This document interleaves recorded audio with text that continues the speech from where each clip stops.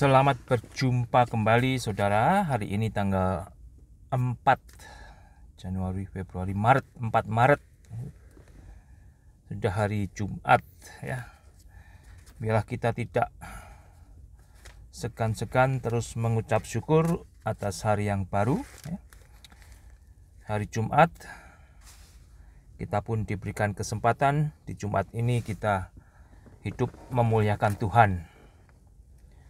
Awalilah hidup Anda di hari ini dengan Tuhan, tutuplah bersama Tuhan juga sampai saya dan Anda berjumpa dengan Tuhan Yesus yang telah mengasihi kita, saudara. Saya mau membaca dari Kisah Rasul pasal yang ke-6. Sebetulnya tidak banyak, hanya 15. Saya mau baca ulang karena sebagian sudah saya baca kemarin, tetapi saya mau baca ulang karena kembali saudara, sangat indah isinya. Isinya begitu hidup sebetulnya ya. Meskipun isi Alkitab Anda baca berulang-ulang kali, kalau Anda mengundang Roh Kudus untuk menolong Anda menikmati, mengerti, dan diajar oleh pembacaan firman itu menjadi hidup senantiasa ketika kita membacanya. Biarlah firman ini berbicara kepada saya dan kepada Anda juga. Demikian bunyinya saudara, Kisah Rasul pasal ke-6 mulai ayat pertama. Pada masa itu ketika jumlah murid makin bertambah ya. Murid orang Kristen, atau dengan kata lain orang Kristen. Orang Kristen itu murid Yesus saudara ya. Kalau Anda orang Kristen, Anda adalah murid Yesus. Jadi sebagai orang Kristen, sebagai murid Yesus, tugas kita ya belajar Alkitab, diajar Alkitab ya. Belajar dari Alkitab, diajar dari Alkitab oleh Tuhan sendiri. Kapan lulusnya saudara? Ya lulusnya nanti kalau saya dan Anda sudah secara muka dengan muka bertemu dengan Tuhan Yesus sendiri ya. Lulusnya kalau saya dan Anda istilahnya sudah mati dari bumi ini. Itu kita baru lulus sebagai murid Yesus di bumi ini. Dan saat itu juga kita akan bersama-sama Yesus secara langsung menikmati kehidupan bersama Yesus. Jadi kalau Anda sudah jadi Kristen belasan tahun bahkan puluhan tahun ya, jadi pendeta 50-60 tahun sudah pensiun, Anda pun masih sebagai murid, sebagai orang Kristen ya, murid Yesus di bumi ini yang tidak selesai belajar dan diajar oleh Tuhan sendiri melalui firman-Nya. Nah, jadi jangan jadi murid yang malas saudara ya. Pada masa itu ketika jumlah murid makin bertambah, timbullah sungut-sungut di antara orang-orang Yahudi yang berbahasa Yunani terhadap orang-orang Ibrani karena pembagian kepada janda-janda mereka diabaikan dalam pelayanan sehari-hari. Tidakkah itu hal yang biasa ya, ketika jumlah daripada jemaat Tuhan bertumbuh, tambah banyak, berlipat ganda ya. Kalau Anda perhatikan di sini berlipat ganda saudara. Mulai muncullah permasalahan karena memerlukan ya, tangan-tangan yang lain yang perlu mengambil bagian untuk mengambil bagian di dalam pelayanan. Saudara, Anda mungkin lebih gampang menilai daripada dinilai orang. Artinya, Anda paling gampang menilai kekurangan gereja Anda atau gereja orang lain. Tetapi kalau Anda tidak mau memberikan tangan Anda, hanya bisa menilai kekurangan gereja di mana Anda berada, gereja di mana orang lain berada, itu tidak baik saudara ya. Kalau Anda bisa menilai, Anda bisa menghakimi kekurangan, kejelekan gereja Anda atau gereja yang lain tanpa Anda mau memberikan diri untuk mengambil bagian di dalam kekurangan yang Anda tahu tersebut, itu tidak baik sebetulnya ya. Anda diberi pengertian untuk melihat kekurangan dengan tujuan agar Anda mengambil bagian di dalam kekurangan tersebut. Berhubung dengan itu ke-12 rasul memanggil semua murid berkumpul dan berkata, "Kami tidak merasa puas karena kami melalaikan firman Allah untuk melayani meja." Pelayanan meja tersebut adalah bagian daripada pengajaran firman Allah, ya. Karena itu saudara-saudara, pilihlah 7 orang dari antaramu yang terkenal baik. Ya, jadi kembali persyaratannya saudara, yang terkenal baik, ya, tidak sembarangan, ya. Bukan karena kaya atau tidak kaya, bukan karena saya lebih dekat dengan dia atau saya tidak begitu dekat dengan dia, tetapi persyaratannya terkenal baik, ya, dikenal secara umum, dan yang penuh Roh Kudus dan hikmat. Itu adalah syarat yang tidak bisa diabaikan, ya, bagi mereka dan bagi Anda yang mengambil bagian di dalam pelayanan kekristenan, ya. Kalau hanya mengandalkan pengalaman duniawi, ya, sebagai pemimpin perusahaan besar, sebagai, ya, kepala SMA, tetapi tidak dipenuhi oleh roh dan hikmat Tuhan, saudara, kepemimpinan tersebut akan dipengaruhi oleh cara dunia, bagaimana dia memimpin pekerjaannya di dunia. Bukan berarti itu jelek, saudara, ya. Tetapi dengan dipenuhi dengan Roh Kudus, ya, apa yang tidak pada tempatnya, yang biasanya dilakukan di dalam pekerjaan dunia, tidak akan dibawa kepada pelayanan.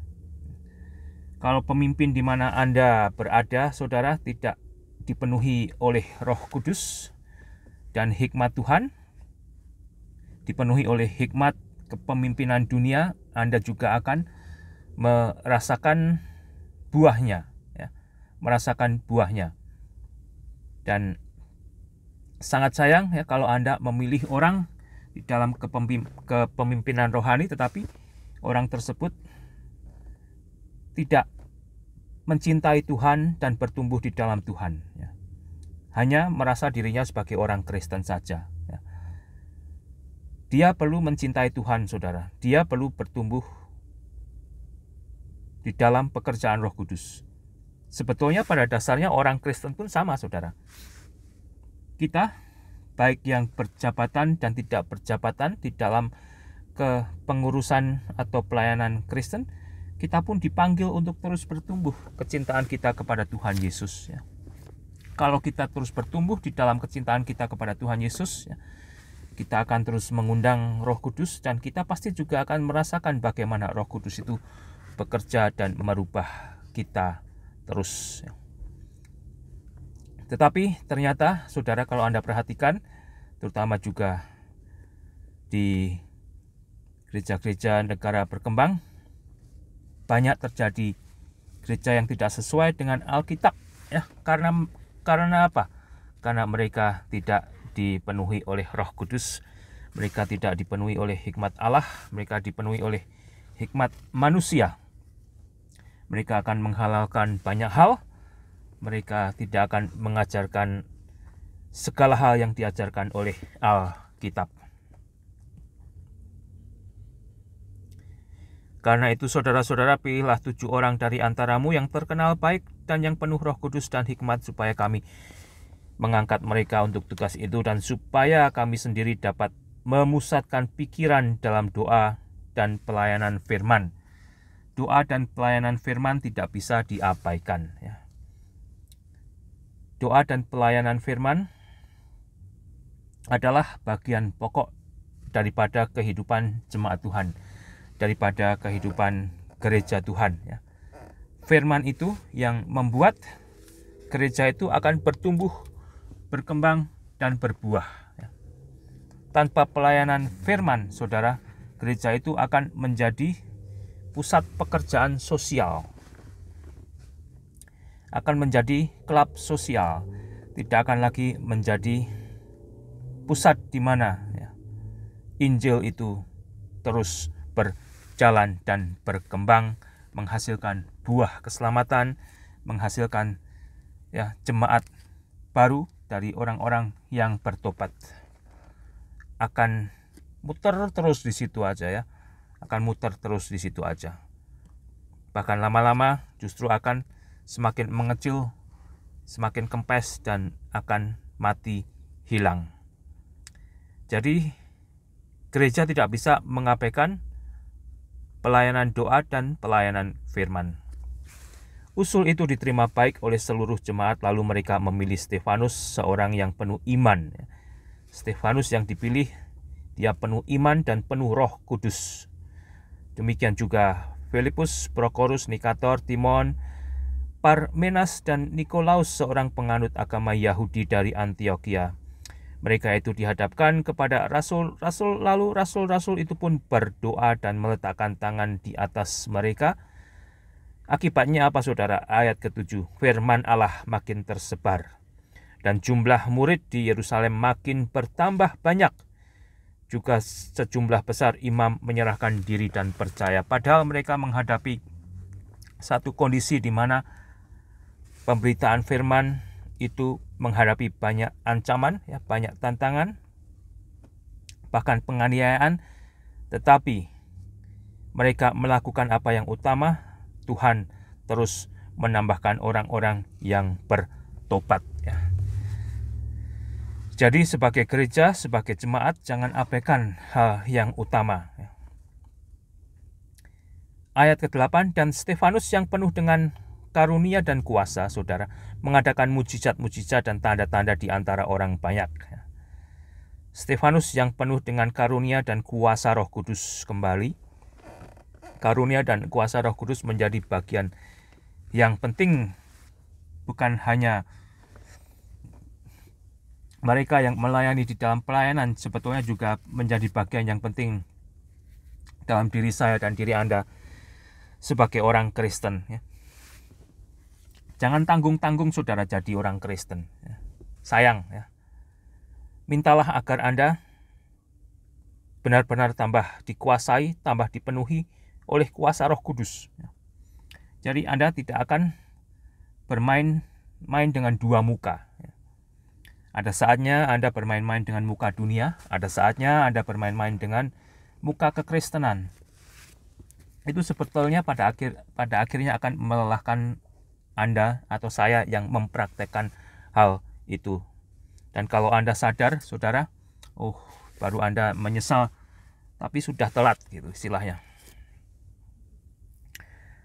Dan Stefanus yang penuh dengan karunia dan kuasa mengadakan mujizat-mujizat dan tanda-tanda di antara orang banyak, tetapi tampillah beberapa orang dari jemaat Yahudi yang disebut jemaat orang Libertini. Anggota-anggota jemaat itu adalah orang-orang dari Kirene dan Alexandria bersama dengan beberapa orang Yahudi dari Kilikia dan dari Asia. Orang itu bersoal jawab dengan Stefanus. Tetapi mereka tidak sanggup melawan hikmat Stefanus dan roh yang mendorong Stefanus berbicara. Ya, karena Stefanus sendiri telah diisi oleh hikmat Allah dengan kuasa Roh Kudus, saudara. Ceceran, ya, tantangan atau bahkan perkataan yang memojokkan dia tidak menjadi masalah karena dia menjawab bukan untuk dirinya sendiri. Stefanus menjawab karena Tuhan yang menjawab melalui Stefanus. Itu yang luar biasa, saudara, ya. Lalu mereka menghasut beberapa orang untuk mengatakan, kami telah mendengar dia mengucapkan kata-kata hujat terhadap Musa dan Allah. Kembali, saudara, ini adalah lagu lama, ya. Lagu lama itu yang telah dialami oleh Yesus, ya. Yesus sendiri berkata, ya, kalau dia dianiaya, murid-muridnya juga kalau dianiaya itu adalah hal yang biasa. Dan di sini, setelah mereka tidak sanggup untuk menjatuhkan Stefanus, akhirnya mereka apa, saudara? Mereka menghasut beberapa orang untuk menjadi saksi dusta terhadap Stefanus. Dengan jalan demikian mereka mengadakan suatu gerakan di antara orang-orang banyak serta tua-tua dan ahli-ahli Taurat. Mereka menyergap Stefanus, menyeretnya dan membawanya ke hadapan mahkamah agama. Lalu mereka memajukan saksi-saksi palsu, berkata, "Orang ini terus-menerus mengucapkan perkataan yang menghina tempat kudus ini dan hukum Taurat. Sebab kami telah mendengar dia mengatakan bahwa Yesus orang Nazaret itu akan merubuhkan tempat ini dan mengubah adat istiadat yang diwariskan oleh Musa kepada kita." Perhatikan ayat ke-15, saudara. Semua orang yang duduk dalam sidang mahkamah agama itu menatap Stefanus, lalu mereka melihat muka Stefanus sama seperti muka seorang malaikat. Itulah, saudara, kesaksian tentang kehidupan Stefanus yang dipenuhi oleh hikmat Allah dan dipenuhi oleh Roh Kudus. Kita pun diajar untuk mau berserah kepada Allah, untuk senantiasa meminta hikmat Allah. Ya. Tuhan sendiri melalui firman-Nya mengajar kepada kita untuk selalu meminta hikmat Allah, dan Allah akan memberikan dengan cuma-cuma, saudara. Ya. Sehingga kembali dengan hikmat Allah yang terus kita minta dari waktu ke waktu, bahkan sehari berapa kali Anda memintanya, saudara, demikian juga Anda meminta agar Anda terus dipenuhi oleh Roh Kudus. Kembali Anda akan menyaksikan satu perubahan hidup yang dirubah oleh Tuhan sendiri. Untuk saya dan Anda semakin diberanikan. Ya. Fungsinya kita dipenuhi oleh hikmat Allah. Fungsinya kita dipenuhi oleh Roh Kudus agar kita tambah berani menyaksikan Yesus. Ya. Agar kita tambah berani untuk menyatakan kasih Allah kepada manusia. Agar kami tambah berani, ya, untuk membuang diri kami, tetapi lebih menonjolkan Tuhan. Selamat, saudara, menikmati kekristenan Anda. Anda dipanggil, ya, sebagai orang Kristen kembali bukan hanya untuk diselamatkan, tetapi Anda dipanggil untuk bertumbuh mengenal Tuhan dan Juru Selamat Anda, Yesus Kristus. Untuk tambah mencintai Dia dengan kecintaan yang bertumbuh, Anda juga akan semakin berani menyatakan Yesus. Anda akan lebih berkurang dua mukanya, saudara, ya. Muka Yesus akan lebih tampak, ya. Muka Anda sendiri akan tambah lebih berkurang. Tuhan memberkati.